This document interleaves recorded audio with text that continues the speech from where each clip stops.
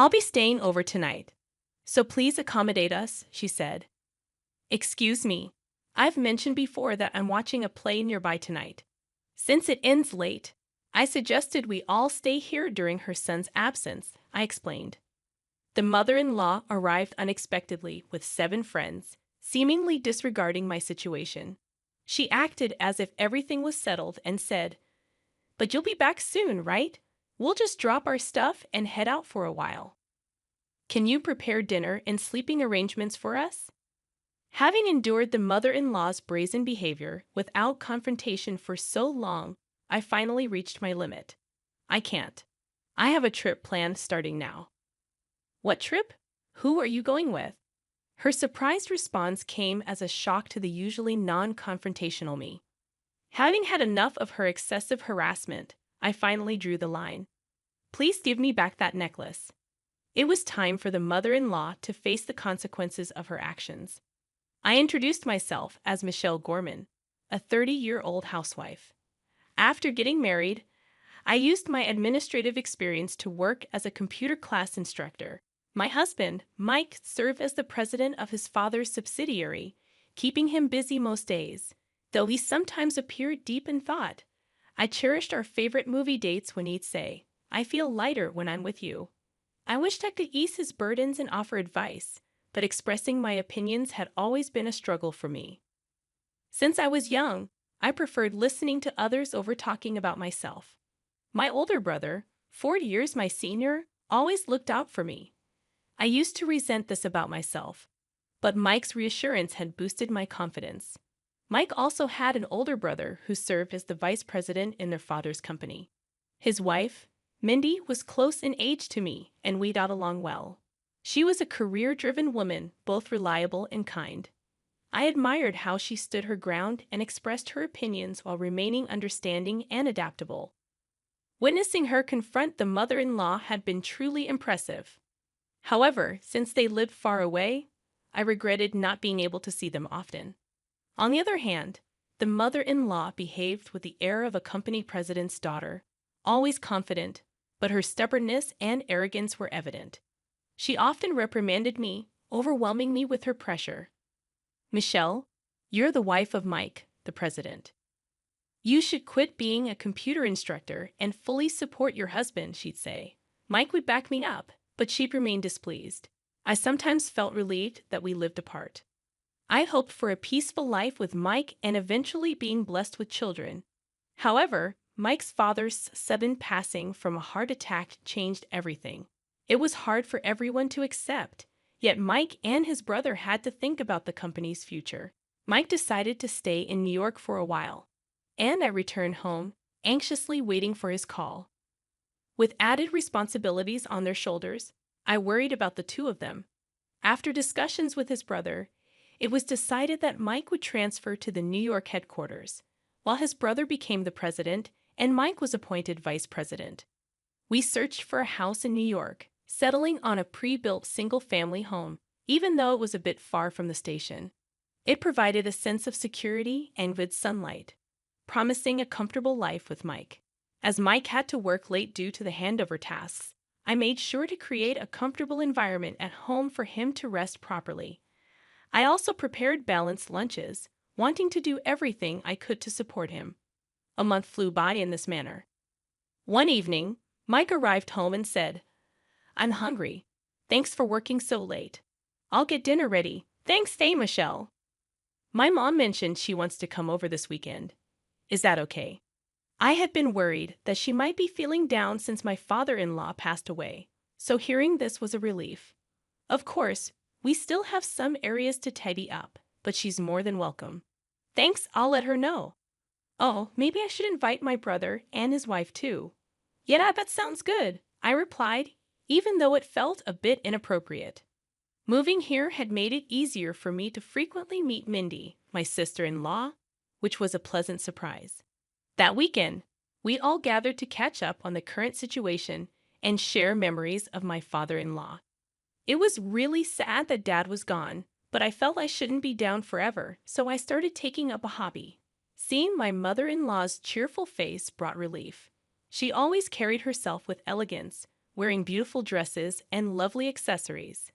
Today, she looked stylish with a pale purple scarf that stood out. She seemed to have lost a little weight, but her firmness in advising Mike and his brother on company matters hadn't changed. However, since my father-in-law's passing, I noticed that her strict remarks towards me increased. "Michelle, we're running low on drinks. Could you go buy some, Jessica?" "I can go get them," I offered. "Oh, can you? That would be helpful," she replied.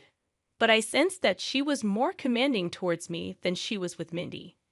I thought she might be struggling with the loss of her husband, so I decided to observe and let her comments slide for a while. After dinner, Mike drove everyone home, and the night came to an end. Since then, for some reason, my mother-in-law began visiting our home frequently. She started criticizing my housework and complaining about Mindy. Moreover, she began going through our fridge without permission, which left me stunned. "Michelle, Mike's so busy right now.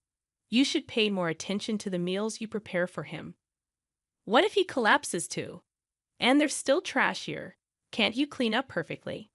It continued like this, and it felt as though she was picking on me just to pass the time.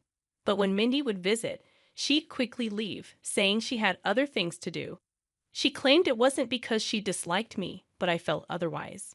Perhaps she found it easier to assert herself over me, who rarely countered, than over Mindy, who always spoke her mind. I contemplated finding a job to spend less time at home, but even after finding one, the harassment from my mother-in-law intensified. "Michelle, we ran out of barbecue sauce at our place. Get some, please." "While you're out, I brought a container with me, so let me take some leftovers," she said casually. Her audacity sometimes left me dumbfounded. She could just as easily buy premium ingredients from an upscale store. Then, an incident occurred. A necklace I cherished disappeared. It was a keepsake from my mother, which I had kept safely on a shelf in my room. The only person I could think of was my mother-in-law, who frequently visited. Though I didn't want to suspect her, she often looked around our home and probably knew where most things were. Despite searching everywhere, it remained missing, so I decided to confront her about it. That's when she responded with a fierce yell. "You probably lost it yourself. How dare you suspect me? What kind of person are you?" "I'm sorry, I searched everywhere I could think of, but I couldn't find it. It's a keepsake from my mother, and it means a lot to me." More than the anger I felt towards being accused, I was devastated about losing my mother's keepsake, and tears began to roll down. "I don't care, it's just a necklace." "Why don't you just have Mike buy you a new one?" she retorted. I realized she wouldn't understand my feelings and decided not to discuss it further. However, incidents kept occurring where money from my wallet and other items around the house would go missing. Though I kept a watchful eye on my mother-in-law's actions, I never saw her take anything. Confused and emotionally exhausted, I confided in many who asserted that my mother-in-law was definitely the prime suspect. No one else had access to our home. The realization saddened me, yet there was no concrete evidence of her theft, and I couldn't understand why she would do such a thing, especially since she continued to live a lavish lifestyle from the inheritance left by my father-in-law. Seeing my distress, Mindy made a suggestion. Little did I know at the time where this would lead. About 2 weeks after speaking to Mindy, "I'll be off then, Michelle. Just relax and enjoy your trip, okay? Be careful." Mike and his brother were going on a business trip to meet with a company from another state. Knowing about their trip, Mindy thought it was the perfect opportunity for me to take a break. "It might be a good time for us to take a break," Mindy said, inviting me on a short vacation. Recently, I had been mentally and physically drained, so the idea of a getaway was appealing. I packed early and placed my travel bag near the entrance, waiting for departure time. Suddenly, the doorbell rang. Wondering who it could be, I checked the video feed to find my mother-in-law. Not only her, but she was accompanied by several others. "Hello, Michelle. I brought some friends. Please open up," she said. Opening the front door, I found my mother-in-law and about 7 of her friends, all carrying large bags. Were they going somewhere? "We're staying here tonight. Make us comfortable." "Excuse me, didn't I mention it?" We're seeing a play nearby tonight, and since it ends late, we're all staying here. This was news to me, and my departure time was approaching. Oh, did I inconvenience you? I heard from Jessica that you were open to having us.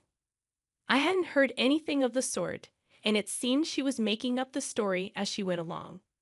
Growing increasingly frustrated, I replied firmly, I'm sorry, but I wasn't informed of this, and I have plans. To my reply, she looked taken aback. But you'll be back soon, right? We'll drop our bags and head out for a bit. Just prepare dinner and sleeping arrangements for us, she said, ignoring the fact that I had plans. I knew I couldn't let this slide. I can't. I'm going on a trip. A trip with whom? With Mindy. Oh, just with Mindy? You can go any time. We've come all this way just for today. How long are you going to make us wait? Just then, I noticed something glinting around her neck. Wait, that necklace you're wearing. To my astonishment, it was the same necklace that was a keepsake from my mother. Jessica, where did you get that necklace? Why, it's just one of my collections. Is there a problem? She answered with a smug look. That can't be right. That necklace is a limited edition, and not many are out there. While I was exchanging words with her, Mindy arrived. I was wondering why you didn't show up at our meeting place and didn't contact me, so this is what was happening. I'm sorry I couldn't get in touch, Mindy. Seeing my expression, Mindy instantly knew something was amiss. What happened? I got upset because the necklace she's wearing is the same one as my mother's that went missing recently.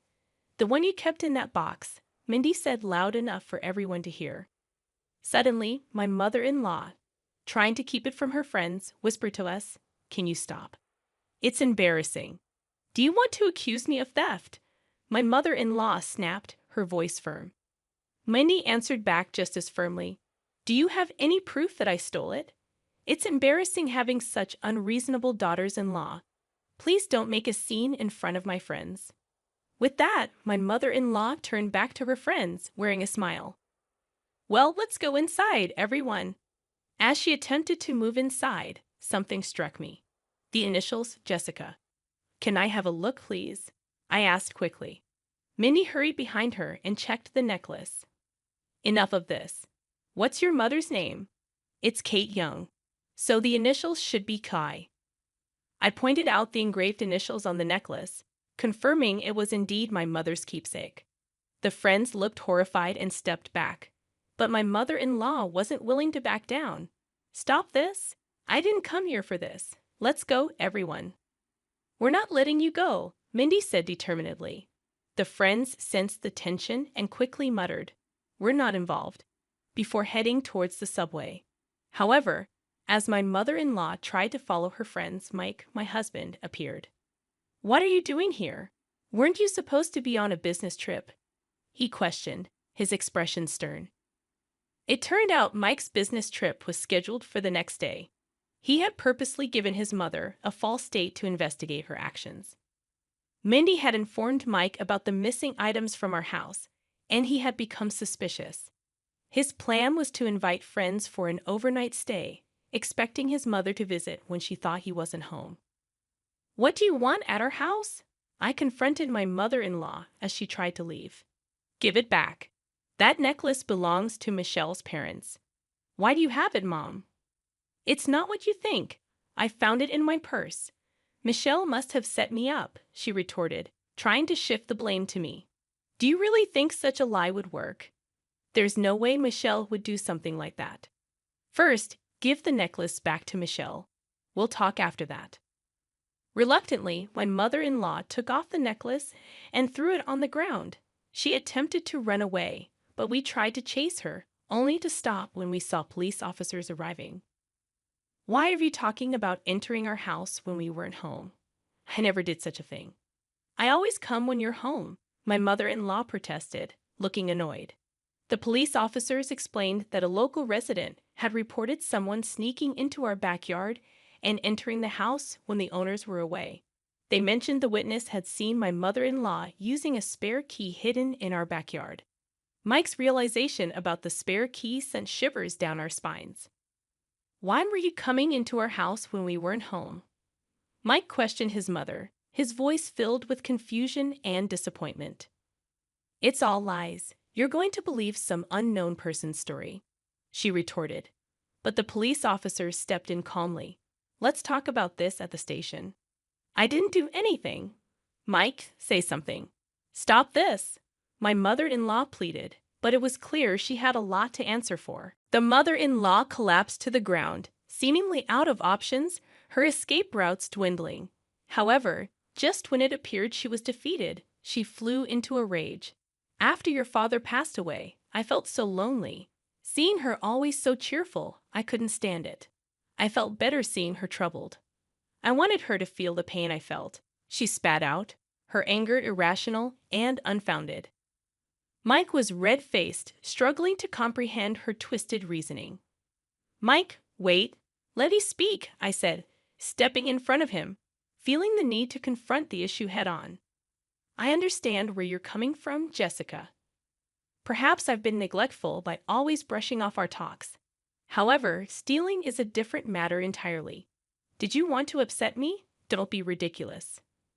Did you find joy in pushing someone to their limits with such a twisted and dirty scheme? Did that fill the void of your loneliness? Shut up. What do you know about me?